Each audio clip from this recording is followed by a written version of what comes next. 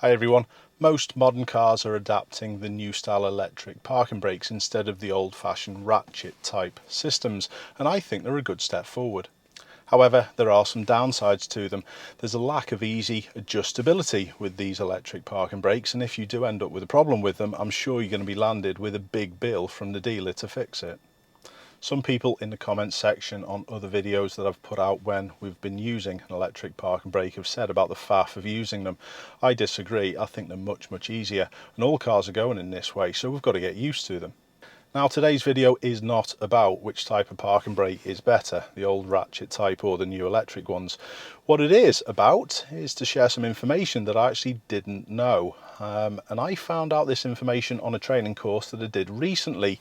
And the trainer who I was doing some work with told me that these electric parking brakes can be used as an emergency brake.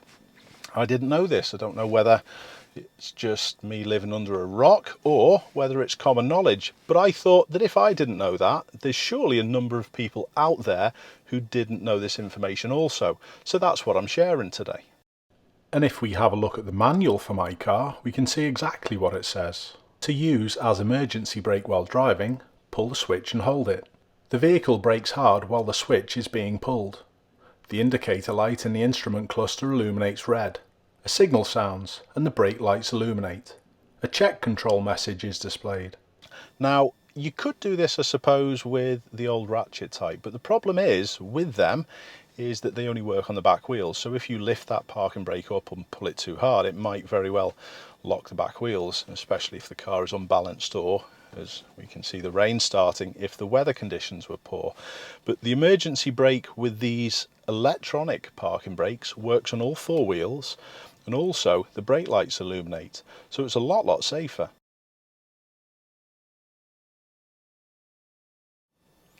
I think it's about time we had a little go.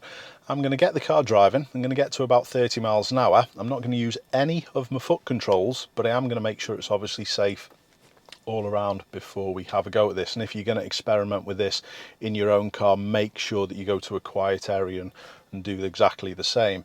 And don't forget, before you go, check in your manual. Please check in your manual and make sure that your car operates in the same way. I don't want to give you any duff information that's going to land you with a big expensive repair bill. So let's get working and see what it's like.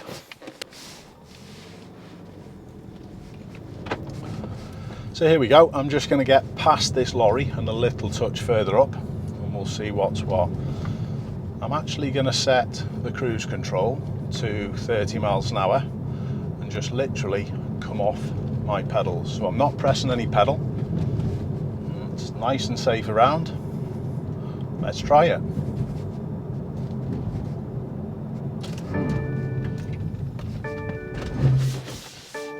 Okay, so I've let the car stall as well, didn't press any pedals, that's fine. And now I'm just going to take control again and get it moved from this position. Right, interesting.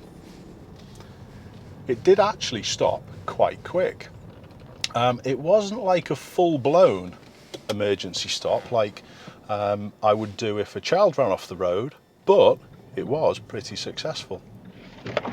Please let me know in the comments whether this is something that you knew.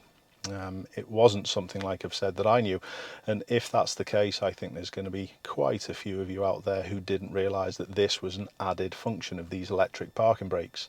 I think it's a good safety feature as well, and if that message did get out there, I'm sure it may very well save a few incidents from getting serious if people knew how to use this. Every single car isn't going to work in the same way.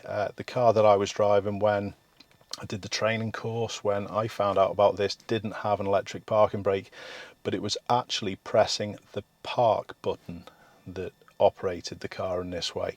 And I must admit, when it happened in the other car that I was driving, it did stop the car a lot quicker. It even tightened the seat belts. So the systems are going to work in different ways.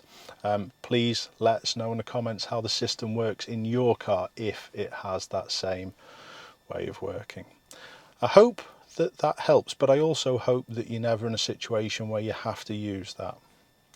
Keep safe, and I'll see you soon.